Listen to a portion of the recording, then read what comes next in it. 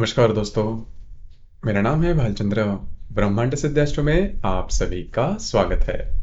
आज के इस वीडियो में हम चर्चा करेंगे मीन लगन जिस व्यक्तियों का होता है, उनका जो संपूर्ण व्यक्तित्व होता है वो किस प्रकार का होता है, उनका रहन सहन किस प्रकार का होता है, उनकी सोच किस प्रकार की होती है, जीवन के प्रति उनकी दृष्टि किस प्रकार की होती है, जीवन के प्रति ऐसा कौन सा क्षेत्र है जिसमें वो ज्यादा आकर्षित होते हैं, जीवन के बारे में उनकी संपूर्ण जो इच्छाएं होती हैं, अपेक्षाएं होती है, वो किस प्रकार की होती है, सभी के बारे में चर्चा इस वीडियो में हम करने वाले हैं।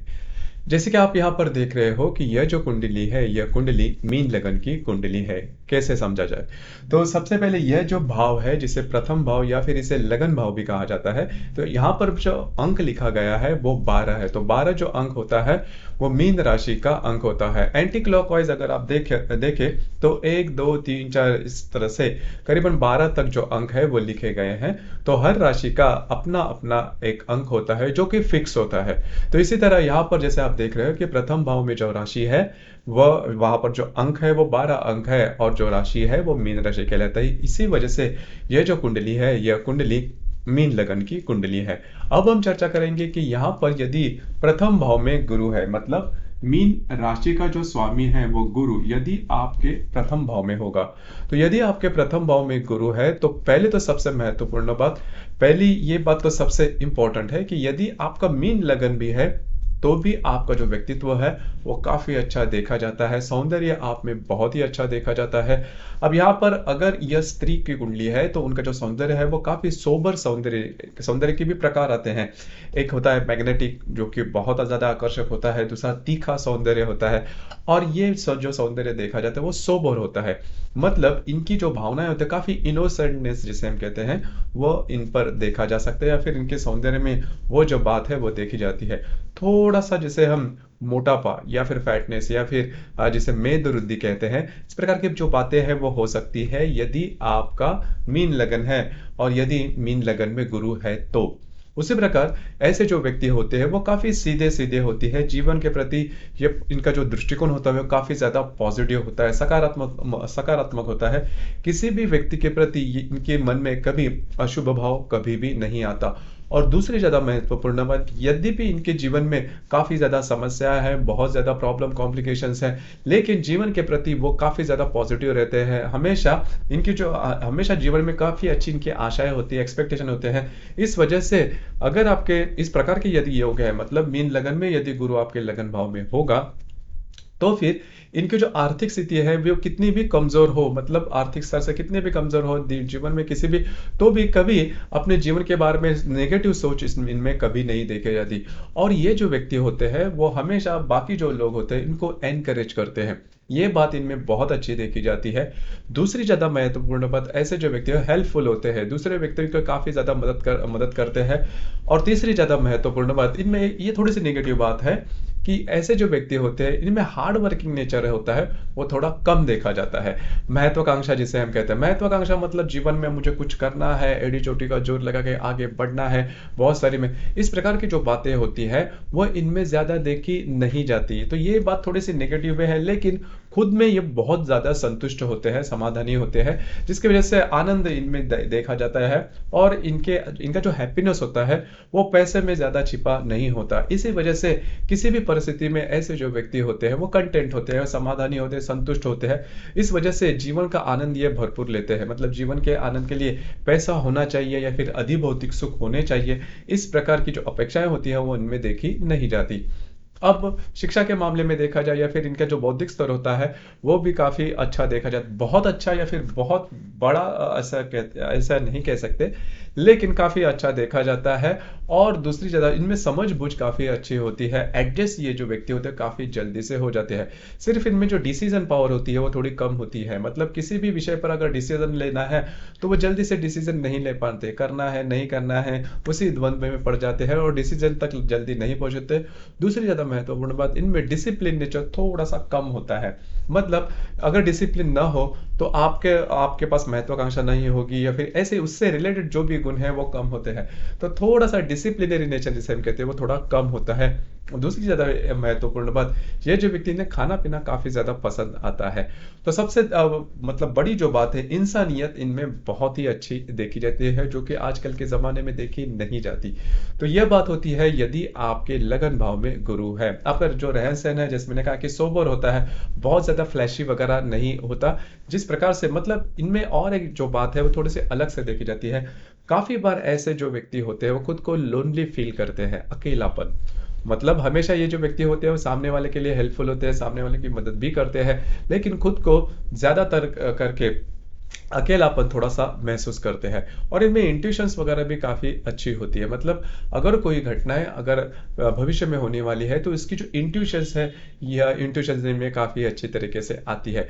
यदि इंट्यूशन आने के बाद भी ऐसे जो व्यक्ति होते हैं, वो हमेशा नॉर्मली थोड़ी-सी इनके साथ चीटिंग वगैरह ज़्यादा हो जाती है। मतलब ट्रस्टवर्दी होते हैं, ये जो व्यक्ति होते हैं, सामने वाले पे भरोसा काफ़ी जल्दी रखते हैं। इस वजह से इनके लिए जो परेशानी वाली बात है, वो भी होती है कि थोड़ा इनको फँसाया जाता है, चीटिंग इनके साथ होती है। इसके बारे में भी थोड़ा-सा ध्यान रखना आवश्यक है। अगर इन लोगों ने खुद में अगर डिसिप्लिन लाए, तो ये जो व्यक्ति होते हैं जीवन में बहुत ही आगे बढ़ सकते हैं, काफ़ी ज़्यादा आगे। तो वो डिसिप्लिन की जो बात होती है, थोड़ी कम होती है। लेज़ीनेस इनमें थोड़ा-सा देखा जाता है। बस उसी को ऊपर आपको काम करना है। अब हम चर्चा करेंगे कि यदि जो गुरु है, यदि यह गुरु यदि आपके द्वितीय भाव में होगा। गुरु यदि आपके द्वितीय भाव में होगा तो वो बहुत ही अच्छा देखा जाता है। ऐसे व्यक्ति की जो वाणी होती है वो काफ़ी मधुर होती है, काफ़ी मीठी होती है। सामने वालों को किस तरह से अपनी जो बात है वो रखनी है, किस तरह से उससे मनवानी है, उसी प्रकार किस तरह से जो कम्युनिकेशन स्किल है वो अच्छा रखना है, इसके बारे में इनको काफ़ी अच्छे तरीके से पता होता है। मतलब इनकी वाणी से कभी भी इस प्रकार के शब्द नहीं जाएँगे कुछ जो कि सामने वाले व्यक्ति को सीधा-सीधा असर करेंगे। तो ये बात इनमें देखी जाती है। हमेशा देखते हैं कि इनकी जो वाणी है वो काफ़ी अच्छी रहे, और इनकी जो सूझबूझ होती है, इनकी जो समझाने की जो अपेक्षा होती है वो बहुत ही अच्छी होती है। इनकी जो टेक्निक होती है काफ़ी अच्छी देखी जाती है। इनमें ज्ञान भी बहुत ही अच्छा देखा जाता है। अब ये ज्ञान है वो साइंस से रिलेटेड नहीं होता, लेकिन ह्यूमन टू ह्यूमन जिसे हम कहते हैं, वो बात काफ़ी अच्छी देखी जाती है। दूसरी ज़्यादा महत्वपूर्ण बात, इन्हें मीठा खाना पसंद बहुत आता है, और अपनी जो भूख होती है उस पर इनका कंट्रोल होना थोड़ा-सा कम होता है। मतलब इन्हें मीठा खाना, या फिर बहुत थोड़ा-सा इनकी जो भूख होती है, इनका जो आहार होता है, एपेटाइट जिसे हम कहते हैं, वो इनकी थोड़ी-सी ज़्यादा होती है। और इसी वजह से कभी-कभी मोटापापन इनमें देखा जा सकता है, या फिर उससे रिलेटेड जो भी व्याधियाँ हैं, वो भी इनमें देखी जा सकती है। इनकी जो आँखें होती है, वो थोड़ी बड़ी-बड़ी होती है, और जो जो सौंदर्य होता है, वो इनके आँखों में काफ़ी ज़्यादा देखा जा सकता है। दूसरी ज़्यादा महत्वपूर्ण बात, पैसे के मामलत में, या फिर जो मनी मैटर जिसे हम कहते हैं, इसके मामले में इनको ज़्यादा किसी प्रकार के प्रॉब्लम कॉम्प्लिकेशंस नॉर्मली देखे नहीं जाते, जो कि काफ़ी अच्छी बात होती है। दूसरी ज़्यादा महत्वपूर्ण बात, जो भी जिस भी प्रकार का ये काम करते हैं, अगर ये व्यवसाय करते हैं या फिर नौकरी करते हैं, उससे जो इनकम मिलती है वो उससे वो संतुष्ट होते हैं, काफ़ी अच्छे होते हैं। इनकी जो इन्वेस्टमेंट होती है वो भी काफ़ी अच्छी देखी जाती है। अब यहाँ पर देखिए, यहाँ पर 3 नक्षत्र आते हैं, अश्विनी, भरणी और कृत्तिका। तो अश्विनी नक्षत्र में यदि शुक्र है, तो वे जो लोग होते हैं, इनकी जो बौद्धिक होती है, इनकी जो बुद्धिमत्ता होती है वो बहुत अच्छी होती है, जीवन में काफ़ी आगे बढ़ते हैं।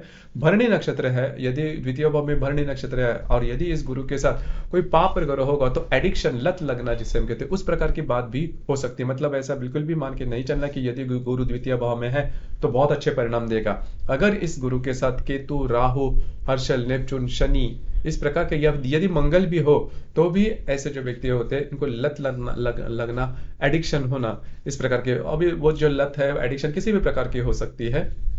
स्मोकिंग हो सकती है, अल्कोहलिक हो सकते हैं, खास करके स्मोकिंग की वगैरह चांसेस थोड़े ज़्यादा बनते हैं। लेकिन यदि यह जो गुरु है यदि कृत्तिका नक्षत्र में होगा, तो स्वास्थ्य के बारे में आपको प्रॉब्लम वो दे सकता है, कट स्पॉट, कटना, छिलना, या फिर फ्रैक्चर्स, इस प्रकार की जो बातें होती है वो हो सकती है। आंखों के बारे में भी छोटे मोटे प्रॉब्लम दिखाई दे सकते हैं। तो कुल मिला के देखा जाए, तो मोटे तौर पर अगर देखा जाए, तो ये जो गुरु है ये द्वितीय भाव में, ऐसे देखा जाए तो शुभ फलदायी होता है। और ऐसे जो व्यक्ति होते हैं, जिस फैमिली में उनके बॉर्न होते हैं, जन्म लेते हैं, वो फैमिली की जो आर्थिक स्थिति होती है वो भी काफ़ी अच्छी देखी जाती है। तो अब हम देखेंगे कि यदि आपके गुरु तृतीय भाव में होगा, यदि वृषभ राशि का गुरु आपके तृतीय भाव में होगा, तो ऐसे जो व्यक्ति होते हैं, इनके जो ज्ञान होता है वो बहुत अच्छा होता है। हमेशा ज्ञान के पीछे होते हैं, मतलब ज्ञान इनमें काफ़ी अच्छा देखा जाता है। सामने वाले को किस प्रकार से जो बातें हैं वो मनवानी है, इसके बारे में इनको बहुत ही अच्छे तरीके से पता होता है। जीवन के प्रति इनकी जो आस्थाएँ होती है वो काफ़ी ज़्यादा पॉजिटिव होती है। इंटरैक्शन होता है वो भी काफ़ी अच्छा होता है। मार्केटिंग फील्ड से ये रिलेट कर सकते हैं। इनको घूमना-फिरना बहुत ज़्यादा पसंद आता है। सिर्फ़ इनको एक बात है कि आपके जो खाने-पीने के जो मामलात है, उसके ऊपर आपको थोड़ा-सा ध्यान देना होगा। अब यहाँ पर कृत्तिका नक्षत्र आता है। कृत्तिका, रोहिणी और मृगशीर्ष, ये 3 नक्षत्र आते हैं वृषभ राशि में। तो जो कृत्तिका नक्षत्र है, इसमें आपको अगर गुरु है, तो स्वास्थ्य के बारे में आपको प्रॉब्लम काफ़ी ज़्यादा हो सकते हैं, बहुत ज़्यादा हो सकते हैं। एक्सीडेंट प्रोन ऐसी कुंडलियाँ हैं, वो भी देखी जा सकती है। तो इसके ऊपर आपको थोड़ा-सा स्वास्थ्य के बारे में थोड़ा ध्यान देना होगा। यदि रोहिणी नक्षत्र में यदि गुरु है, तो वो काफ़ी अच्छा कहलाएगा। जीवन में ऐसे जो व्यक्ति होते हैं, वो काफ़ी आगे बढ़ सकते हैं और धन के मामले में भी ये जो गुरु होता है, वो काफ़ी अच्छा देखा जाता है। आपको जो विवाह सुख है, वो भी काफ़ी अच्छा देखा जा सकता है। मिथुन से आपको काफ़ी अच्छी मदद मिल सकती है। उसी प्रकार इन लोगों को घूमना-फिरना, मज़े के लिए, पिकनिक के लिए, इस प्रकार की जो है दृष्टि, उससे इनको ये ज़्यादा जो बातें होती है, एन्जॉय मेंटालिटी थोड़ी इनमें देखी जाती है। लेकिन कुल मिला के देखा जाए तो रोहिणी नक्षत्र का जो गुरु है, वो शुभ फलदायी माना जाता है। यदि मृगशीर्ष नक्षत्र में यदि शुक्र है, तो ऐसे जो व्यक्ति होते हैं, इनका जो बौद्धिक स्तर होता है, वो काफ़ी अच्छा, बहुत ही अच्छा देखा जाता है। इनमें ज्ञान प्राप्ति की जो लालसा होती है, वो काफ़ी अच्छी देखी जाती है। अब यहाँ पर यह जो गुरु है, अगर आपके तृतीय भाव में होगा, तो जैसे कि मैंने कहा कि रोहिणी और मृग नक्षत्र में है, तो आपको भाई बहनों का जो सुख है वो बहुत अच्छा तरीके से मिल सकता है। आपकी जो भाई बहन है, वो जीवन में काफ़ी आगे बढ़ते हुए नजर आएंगे और उनके साथ आपकी जो इंटरेक्शन होगी, वो भी काफ़ी अच्छी देखी जाएगी। यदि कृत्तिका नक्षत्र में यदि गुरु है, वो तो नॉर्मल नहीं देखा जाएगा, क्योंकि अगेन ये जो गुरु है, वो आपके भाई बहन का जो सुख है, इसमें प्रॉब्लम देखा जाएगा। लेकिन मोटे तौर पर अगर देखा जाए, तो यदि आपके तृतीय भाव में गुरु होगा, तो आपको जीवन में आगे बढ़ने के लिए थोड़ा सा, जिसे हम पुश जिसे हम कहते हैं, वो थोड़े मिलने आवश्यक होती है, क्योंकि आपको जो स्वयं स्फूर्ति से जो है वो आप आगे नहीं बढ़ेंगे।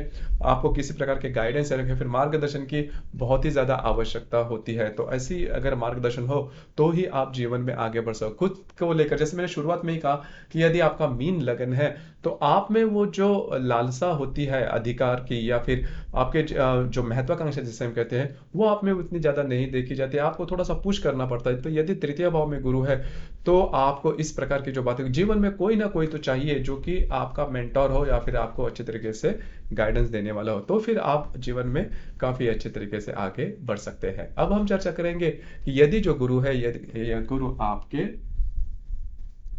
चतुर्थ भाव में होगा, तो पहले तो सबसे महत्वपूर्ण बात, यदि गुरु आपके चतुर्थ भाव में होगा, तो आपका जो बौद्धिक है वो काफी अच्छा देखा जाएगा। माँ का जो सुख है वो काफी अच्छे तरीके से मिलता है। माँ और आप में, मतलब आपकी जो माता जी होंगे और आप में जो इंटरेक्शन है वो काफी अच्छा देखा जाएगा। घर में सभी प्रकार के जो अधिभौतिक सुख है वो भी देखे जाते हैं। और दूसरी ज्यादा महत्वपूर्ण बात, संस्कारित होते हैं। ऐसे जो व्यक्ति होते हैं, वो जीवन में इनका जो संस्कार होता है काफी अच्छा है। घर के जो लोग हैं, इनसे उनके जो संस्कार मिलते हैं वो काफी अच्छे देखे जाते हैं। इस वजह से ये जो व्यक्ति होते हैं, वो सीधे सीधे चलने वाले होते हैं, सात्विक जो कहते हैं उस प्रकार के होते हैं। जीवन में ये यहाँ वहां नहीं भटकते। लेकिन इस गुरु के साथ यदि कोई पाप ग्रह है, मतलब शनि है, राहु, केतु, हर्षल, नेपच्यून, इस प्रकार के यदि ग्रह केंद्र कोण या फिर युति में होंगे, तो वो जो गुरु होगा वो थोड़ा प्रॉब्लम दे सकता है आपके माँ के स्वास्थ्य के बारे में, या फिर घर की जो परिस्थितियां है वो थोड़ी सी अलग थलग हो सकती है। लेकिन मोटे तौर पर अगर देखा जाए, तो गुरु आपके चतुर्थ भाव में होगा, तो आपको अधिभौतिक सुख बहुत अच्छे मिल सकते हैं। घर का जो वातावरण होता है वो भी धार्मिक आध्यात्मिक होता है। और जीवन के अंतिम जो समय होता है, बुढ़ापे का जो समय होता है, वो काफी अच्छे तरीके से बीत सकता है। खास करके पुनर्वसु नक्षत्र में यदि गुरु आपके चतुर्थ भाव में होगा, तो आपकी जो माता जी होती है वो काफी ज्ञानी हो सकती है, और उनके जो संस्कार होंगे वो आपके ऊपर होने के चांसेस काफी ज्यादा बढ़ सकते हैं। आपकी जो माता जी रहेंगी, वो टीचिंग फील्ड से रिलेट करने वाली होंगी, या फिर दूसरों को कोई बात समझाना, टीचिंग करना, किसी भी प्रोफेशन, लेकिन टीचिंग फील्ड से रिलेट होने की संभावना काफी ज्यादा बनती है। तो कुल मिला के देखा जाए, तो यदि आपके चतुर्थ भाव में मिथुन राशि का यदि गुरु है, तो वो शुभ फलदायी माना जाता है। इसी प्रकार यदि गुरु आपके पंचम भाव में होगा, कोई भी लग्नेश यदि पंचम भाव में होता है तो वो सबसे ज्यादा शुभ फलदायी माना जाता है। कोई यहाँ पर जैसे हम मीन लगन की बात कर रहे हैं, लेकिन किसी भी कोई भी अगर लगन है तो लगन का स्वामी लग्नेश जिसे हम कहते हैं, वो यदि आपके पंचम भाव में होगा तो वो सबसे ज्यादा शुभ फलदायी होता है, क्योंकि लग्नेश कोन स्थान में आता है। तो यहाँ पर भी ये जो गुरु है वो स्वयं के स्थान में भी है, अपने उच्च राशि में भी है। तो ये जो गुरु है वो आउट एंड आउट आपको शुभ फलदायी साबित होगा। पहले सबसे महत्वपूर्ण बात, ऐसे जो व्यक्ति होते हैं वो धार्मिक आध्यात्मिक होते हैं, भगवान को मानने वाले होते हैं, रिचुअल्स करने वाले होते हैं। तो ऐसे जो व्यक्ति होते हैं इनकी जो सोच होती है वो काफी सकारात्मक होती है, और इंसानियत इनमें बहुत अच्छी देखी जाती है, हेल्पफुल होते हैं, दूसरों को काफी मदद करते हैं। दूसरी महत्वपूर्ण बात, ऐसे यदि ऐसा जो गुरु है यदि यदि पुनर्वसु या फिर पुष्य नक्षत्र में होगा तो बहुत ही अच्छे आपको उसके फल मिलेंगे। हालांकि आश्लेषा नक्षत्र भी है, उसके बारे में भी चर्चा करेंगे। तो पुष्य या फिर पुनर्वसु नक्षत्र में यदि गुरु है तो ऐसे जो व्यक्ति होते हैं जीवन में काफी आगे बढ़ते हैं। उसी प्रकार शेयर मार्केट या फिर उससे रिलेटेड जो भी इजी मनी की जो भी बातें हैं उसमें इस व्यक्तियों का जो साथ होता है या फिर इन व्यक्तियों में जो लक फैक्टर होता है वो बहुत अच्छा देखा जाता है। संतान का जो सुख होता है वो भी काफी अच्छा होता है। मतलब संतान की वजह से ये जो व्यक्ति होते हैं वो काफी आगे बढ़ सकते हैं, या फिर संतान इस प्रकार के होते हैं कि जीवन में काफी आगे बढ़ती है, काफी सुसंस्कृत जिससे कहते हैं। इस प्रकार की जो संतान है वो संतान मतलब संतान का जो सुख होता है वो बहुत ही अच्छा देखा जाता है। संतान जो होती है वो काफी जीवन में फेमस होना, उस प्रकार की बातें भी देखी जा सकती है। तो कुल मिला के देखा जाए तो संतान सुख यदि पंचम भाव में आपका कर्क राशि का गुरु है तो वो बहुत ही अच्छा देखा जाएगा। उसी प्रकार रिलेशनशिप के मामले में अगर देखा जाए तो नॉर्मली ऐसे जो व्यक्ति होते हैं वो रिलेशनशिप में बहुत अच्छे जल्दी से आ जाते हैं। नॉर्मली ऐसे भी देखा जाए तो ये जो मीन लगन है वो बहुत ज्यादा इमोशनल है। तो लग्नेश अगर यदि चतुर्थ भाव में पंचम भाव में होगा तो ये जो कर्क राशि है ये भी बहुत ही ज्यादा इमोशनल है। ये सभी जो राशियां है, मतलब कर्क, वृश्चिक और मीन, ये तीनों जो राशियां हैं वो बहुत ज्यादा इमोशनल है। अब वृश्चिक राशि के बारे में आपके मन में थोड़ा संदेह होगा, लेकिन वृश्चिक राशि भी बहुत ज्यादा इमोशनल है। लेकिन इनकी जो इमोशंस की जो बातें हैं वो थोड़ी अलग है, थोड़ी सी तीखी होती है, थोड़े से पजेसिव होते हैं वो नेचर में। लेकिन ये जो कर्क राशि के जो व्यक्ति है वो उस प्रकार के नहीं होते। मतलब कर्क राशि में यदि गुरु है तो वो जो व्यक्ति होते हैं वो रिलेशनशिप में काफी इजीली आ सकते हैं। लेकिन इनकी जो अपेक्षाएं होती है, इनके जो एक्सपेक्टेशन होते हैं वो कभी कभी थोड़े से ज्यादा होते हैं। और ऐसे जो व्यक्ति होते हैं थोड़े से इमोशनल, जैसे मैंने कहा, और थोड़े से रिचुअल वगैरह संभालने वाले होते हैं, फैमिली ओरिएंटेड होते हैं। तो इनका होता क्या है कि ऐसे व्यक्ति अगर रिलेशनशिप में आ जाए तो वो कमिटमेंट जल्दी मांगते हैं। मतलब रिलेशन में आने के बाद तुरंत ही इसके आगे की जो बात है शादी वगैरह, इस प्रकार की जो कमिटमेंट है वो बहुत ज्यादा मानते हैं, थोड़ा सा पॉसेसिव भी हो जाते हैं उसमें। तो इस वजह से कमिटमेंट नॉर्मली रिलेशनशिप में जल्दी नहीं दी जाती। इसी वजह से इनकी जो रिलेशनशिप है वो काफी ज्यादा हो सकते हैं। लेकिन रिलेशनशिप में काफी ज्यादा ऑनेस्ट होते हैं, काफी ज्यादा प्योर होते हैं, और वो काफी ज्यादा ट्रस्ट वर्दी भी देखे जा सकते हैं। तो कुल मिला के देखा जाए तो रिलेशनशिप के मामले में ये जो गुरु होता है वो बहुत ज्यादा पॉजिटिव होता है। जैसे कि इसके पहले मैंने कहा कि अश्लेषा नक्षत्र में यदि गुरु है मतलब ये जो सभी बातें हैं वो यदि पुनर्वसु या फिर पुष्य नक्षत्र में यदि गुरु होगा तो बहुत अच्छे है। देखिए यहाँ पर यदि पुनर्वसु नक्षत्र में गुरु है तो वो वर्गोत्तम गुरु कहा जाता है, और वो सबसे ज्यादा शुभ फलदायी होता है। अकेला ये जो योग है वो आपकी पूरी कुंडली घुमा देगा। मतलब आपके लिए बाकी कुंडली में यदि भी कोई अशुभ ग्रह है, अशुभ योग है, तो भी ये जो अकेला गुरु है वो आपके लिए बहुत ज्यादा शुभ फलदायी हो सकता है। यदि मैंने जैसे कहा कि यदि आश्लेषा नक्षत्र में यदि गुरु है तो संतान के बारे में थोड़े प्रॉब्लम कॉम्प्लिकेशन दे सकता है। तो इसके ऊपर आपको थोड़ा सा ध्यान देना होगा। लेकिन इसके जो परिणाम है बहुत बड़े नहीं आते, क्योंकि जो गुरु है वो स्लो मूविंग प्लैनेट है।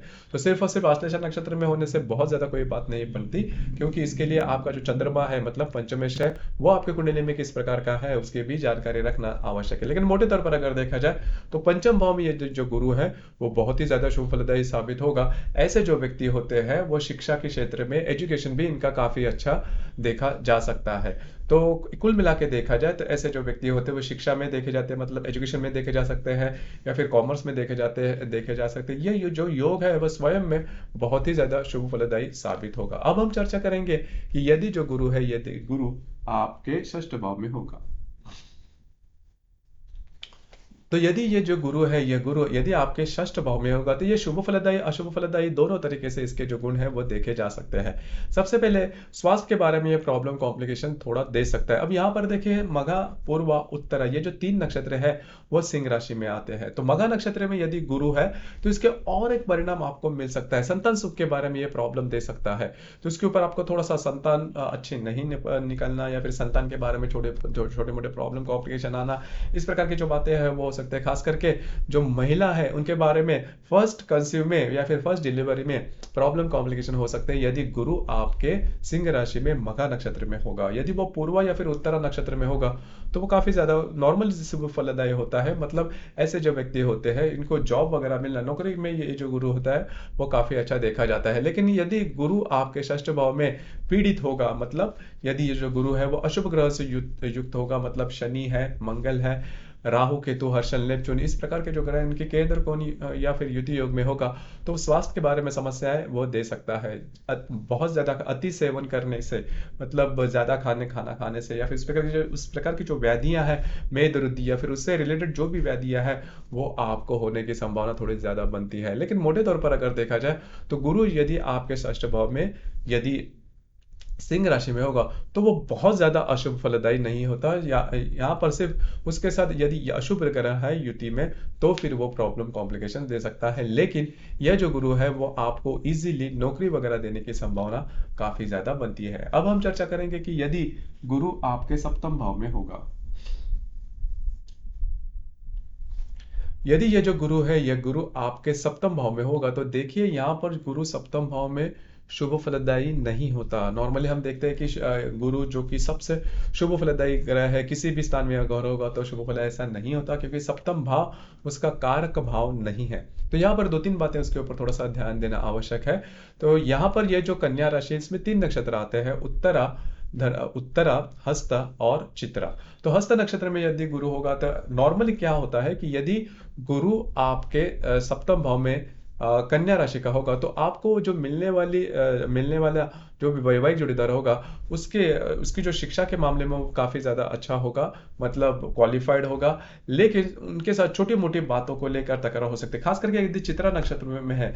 इसके पहले मैंने कहा कि उत्तरा, हस्त और चित्रा ये 3 नक्षत्र आते हैं। तो उसमें अगर चित्रा नक्षत्र में यदि गुरु है तो आपको विवाह सुख के बारे में प्रॉब्लम कॉम्प्लिकेशंस हो सकते हैं। लेकिन विवाह काफी जल्दी होता है, मतलब आपके समाज की जो भी मान्यताएं हैं विवाह के मामले में, या फिर जो भी उम्र, हर एक समाज के अपनी अपनी एक उम्र होती है जो कि नॉर्मली आइडियल मानी जाती है। तो नॉर्मली यदि आपके सप्तम भाव में यदि कन्या राशि का गुरु होगा तो ऐसे जो व्यक्ति होते हैं इनके जो शादी ब्याह का मामला होता है वो नॉर्मली उनकी जो एज होती है समाज के हिसाब से उसमें ही उनकी जो शादी है या फिर विवाह है वो होने की संभावना काफी अच्छी बनती है। इनको जो मिलने वाले जो वैवाहिक जोड़ीदार होते हैं उनकी जो एजुकेशन होती है वो काफी अच्छी देखी जाती है। लेकिन थोड़ा सा वो सेल्फिश वगैरह हो सकते हैं। यदि चित्रा नक्षत्र में यदि गुरु हो तो सेल्फिशनेस जो मैंने कहे ये जो बात है वो थोड़ी ज्यादा हो सकती है। लेकिन वैवाहिक जोड़ीदार है वो आपको बहुत ही खूबसूरत वगैरह मिल सकते हैं। ऐसे जो व्यक्ति होते हैं इनके बारे में और एक बात होती है कि पैसे के मामले में कभी प्रॉब्लम कॉम्प्लिकेशंस आपको देखने को नहीं मिलेंगे। लेकिन यदि कन्या राशि में यदि गुरु है तो इनके जो वैवाहिक जोड़ीदार हैं उनके ही सलाह पर ये ज्यादा चलने वाले होते हैं। तो कुल मिला के देखा जाए तो वैवाहिक जोड़ीदार है उनके मतलब ये जैसा चाहते हैं उस प्रकार से वैवाहिक जोड़ीदार मिलना थोड़ा सा कठिन होता है। इसकी वजह से वैवाहिक जोड़ीदार है उनके साथ छोटी मोटी बातों को लेकर प्रॉब्लम कॉम्प्लिकेशन होते रहते हैं। यदि चित्रा नक्षत्र है गुरु का तो ऐसी जो बातें हैं वो ज्यादा हो सकती है। अब हम चर्चा करेंगे कि यदि गुरु आपके अष्टम भाव में होगा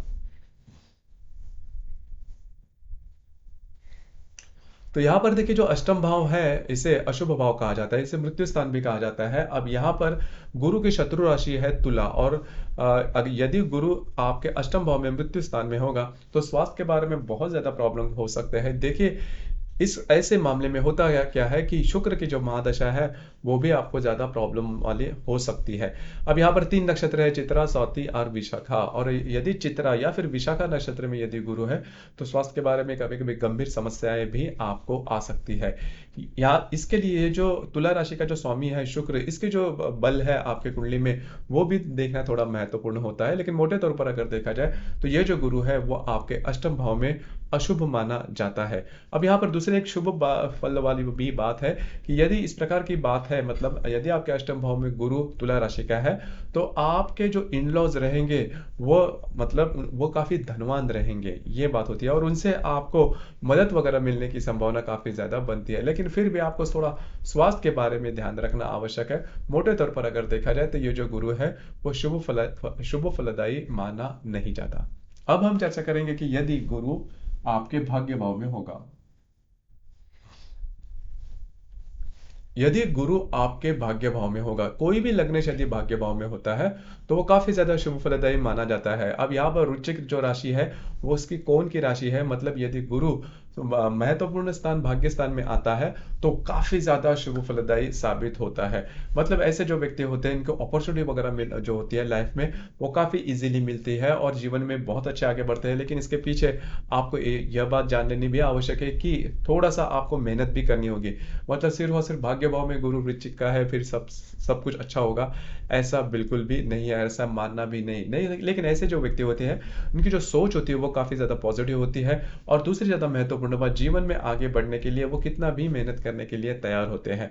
तो ये बात इनमें बहुत अच्छी देखी जाती है, हार्ड वर्किंग नेचर इनमें देखा जाता है। और आजकल जो नॉर्मल प्रश्न पूछा जाता है परदेश गमन के बारे में, तो फॉरेन में जाने के चांसेस इनमें काफी ज्यादा बनते हैं। फॉरेन में ये जो व्यक्ति होते हैं वो सेटल भी हो सकते हैं। हालांकि इसके लिए बाकी के जो ग्रह योग है वो भी देखना आवश्यक होता है। लेकिन मोटे तौर पर अगर देखा जाए तो गुरु यदि आपके भाग्य भाव में है वृश्चिक राशि का तो वो सबसे ज्यादा शुभ फलदायी साबित होता है। अब यहाँ पर वृश्चिक राशि में करीबन 3 नक्षत्र आते हैं, विशाखा, अनुराधा और ज्येष्ठा। यदि विशाखा नक्षत्र में यदि गुरु है तो वो संतान सुख के बारे में इतना अच्छा नहीं होगा, खास करके अगर स्त्री की कुंडली है तो संतान सुख में ये जो गुरु है वो प्रॉब्लम कॉम्प्लिकेशंस आपको दे सकता है। यदि ज्येष्ठा नक्षत्र में ये गुरु है तो आपको अपने स्वास्थ्य के बारे में जो प्रॉब्लम है वो ज्यादा आ सकती है, खास करके जल से पानी से आपको थोड़ा सा दूर रहना होगा। तो कुल मिला के देखा जाए तो ये जो गुरु है वो आपके भाग्य भाव में शुभ फलदायी साबित होता है। अनुराधा नक्षत्र में बहुत ही अच्छा शुभ फलदायी साबित होता है। ऐसे जो व्यक्ति होते हैं वो मार्केटिंग फील्ड, टीचिंग फील्ड या फिर इस प्रकार की जो फील्ड्स है जिसमें ज्ञान ज्यादा होता है या फिर ज्ञान से रिलेटेड जो भी फील्ड है उसमें ये जो व्यक्ति है होते हैं वो बहुत ही आगे बढ़ सकते हैं। अब यहाँ पर ये बात है कि ये जो गुरु है वो आपको पैसा ज्यादा नहीं देगा, लेकिन स्वास्थ्य के बारे में या फिर आपकी जो सोच है वो काफी अच्छी दे सकता है। मतलब आज जो आप जो व्यक्ति होंगे वो संतुष्ट होंगे, दूसरों को मदद करने वाले होंगे। अब हम चर्चा करेंगे कि यदि जो गुरु है ये गुरु यदि आपके दशम भाव में होगा।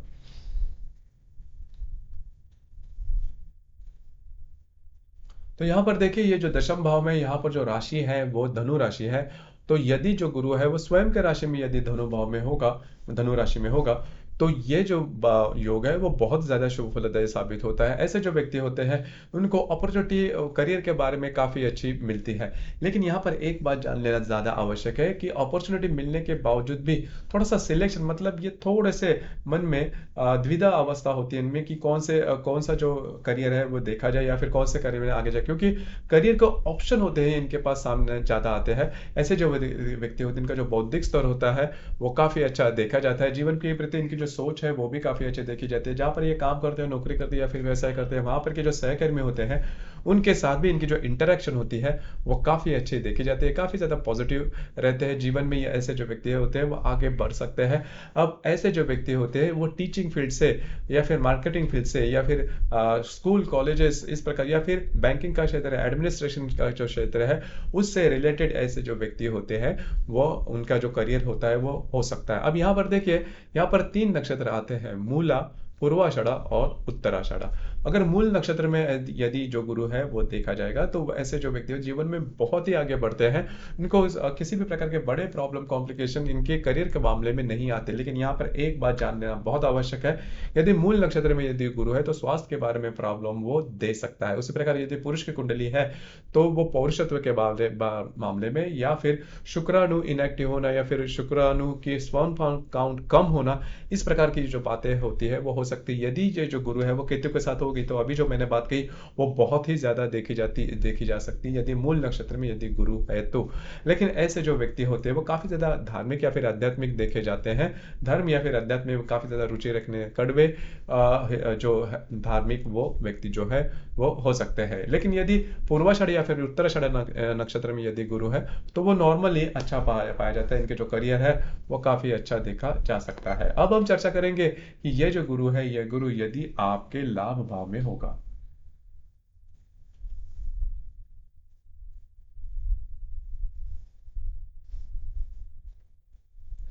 यदि ये जो गुरु है ये गुरु यदि आपके लाभ भाव में होगा तो लाभ भाव का जो गुरु है वो भी काफी शुभ फलदायी माना जाता है। हालांकि ये जो गुरु है वैसे देखा जाए तो ये जो गुरु है वो नीच का है, लेकिन नीच का गुरु है इस वजह से वो नेगेटिव परिणाम देगा ऐसा बिल्कुल भी नहीं। ऐसा हो सकता है कि आप जो भी इनकम करोगे उससे आप संतुष्ट नहीं रहोगे, लेकिन नॉर्मली ये जो गुरु होता है वो कंटेंट होता है, मतलब संतुष्टि देता है, क्योंकि आपका जो लगन है वो मीन लगन है। तो मीन लगन का स्वामी गुरु यदि आपके लाभ भाव में होगा तो एक बात तो तय है कि आपको जो मिलने वाले मित्र परिवार होंगे वो बहुत ही अच्छे होंगे, मतलब मित्रों से आप आगे बढ़ सकते हैं या फिर मित्र जो है वो आपके लिए काफी ज्यादा हेल्पफुल साबित हो सकते हैं। उनसे आपको काफी अच्छी मदद मिल सकती है या फिर सलाह भी मिल सकती है। तो मोटे तौर पर अगर देखा जाए तो ये जो गुरु है वो आपके लाभ भाव में वैसे देखा जाए तो शुभ फलदायी साबित हो सकता है। यदि इस गुरु के साथ कोई अशुभ ग्रह है, मतलब इस गुरु के साथ राहु केतु हर्षल नेपचून या फिर शनि जैसा यदि गुरु है तो वो आपको लाभ के बारे में, प्रॉब्लम कॉम्प्लिकेशन, आपके हेल्थ के बारे में भी दे सकता है। ऐसे जो व्यक्ति होते हैं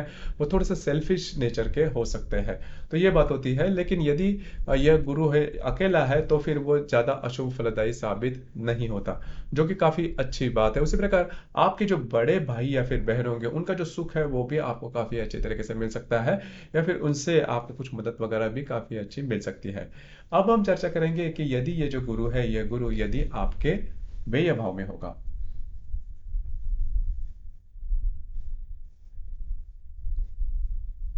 यदि ये जो गुरु है ये गुरु यदि आपके व्यय भाव में होगा तो ऐसे जो व्यक्ति होते हैं वो निवृत्ति, मतलब जीवन के प्रति संन्यास्त की जो भाषा होती है वो जीवन में काफी जल्दी बोलते हैं, मतलब जीवन से काफी जल्दी उग जाते हैं, सांसारिक सुख से काफी ज्यादा उग जाते हैं और नॉर्मली सोचते हैं कि धार्मिक या फिर आध्यात्मिक क्षेत्र में आगे बढ़ जाते हैं। इस प्रकार के जो विचार होते हैं वो इनमें बहुत ही ज्यादा देखे जाते हैं। कभी कभी अगर कुंडली में बाकी अगर योग सकारात्मक है तो ऐसे जो व्यक्ति होते हैं वो धार्मिक आध्यात्मिक ज्यादा हो सकते हैं या फिर उस क्षेत्र में बहुत ही आगे बढ़ सकते हैं, संसार से ये छूट जाते हैं। तो ये बात इनमें थोड़ी सी देखी जाती है। अब यहाँ पर दो तीन बातें हैं उसके ऊपर थोड़ा सा ध्यान देना आवश्यक है।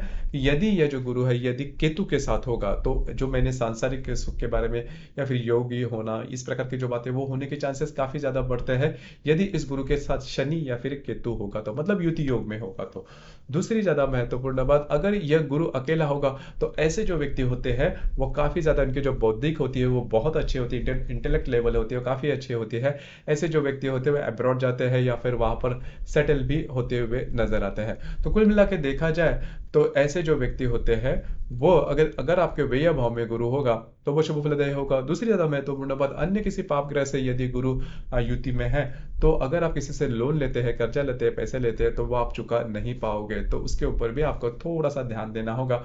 उसी प्रकार आपका जो भी कार्य क्षेत्र है उससे रिलेटेड भी प्रॉब्लम कॉम्प्लिकेशंस हो सकते हैं यदि इस गुरु के साथ पाप ग्रह होंगे तो।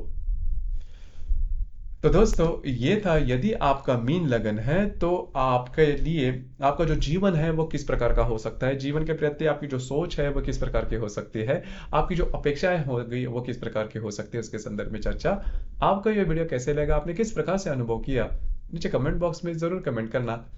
और अपना जो चैनल है ब्रह्मांड सिद्धि एस्ट्रो इसे भी लाइक शेयर और सब्सक्राइब जरूर करना। धन्यवाद।